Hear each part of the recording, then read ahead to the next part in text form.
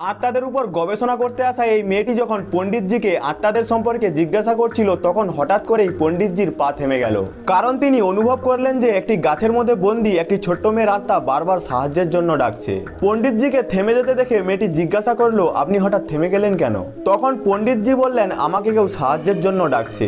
এরপর পণ্ডিতজি সেই গাছের কাছে গেলেন এবং সেখানে করা তন্ত্রক্রিয়াকে অপসারণ করে একটি কাগজের টুকরো ওই সেই মেয়েটিকে সঙ্গে নিয়ে নিজের ল্যাবে ফিরে এলেন। সেখানে এক বিশেষ ক্রিয়ার মাধ্যমে তিনি সেই আত্মাকে মুক্ত করেন। যখন পণ্ডিতজি সেই আত্মাটার কাছে তার সম্পর্কে জানতে চাইলেন তখন আত্মাটি জানায় যে কিভাবে তার মামা লোভে পড়ে তার বাবা মাকে নিজের বাড়িতে খাওয়ানোর নামে ডেকে নিয়ে যায় এবং বন্দুক দেখিয়ে তাদের কাছ থেকে সম্পত্তির কাগজে সই করিয়ে নেয়। তারপর সে তাদের খুন করে দেয়। যখন আমি ও আমার বোন প্রাণ নিয়ে পালানোর চেষ্টা করছিলাম তখন পেছন থেকে মামা গুলি চালায় আর সেই গুলিতেই আমার মৃত্যু হয়। আর আমার আত্মা নিরুপায় হয়ে সেই সমস্ত কিছু দেখতে থাকে। গুরুজি, এখন আমি আমার বাবা মায়ের হত্যার প্রতিশোধ নিতে চাই।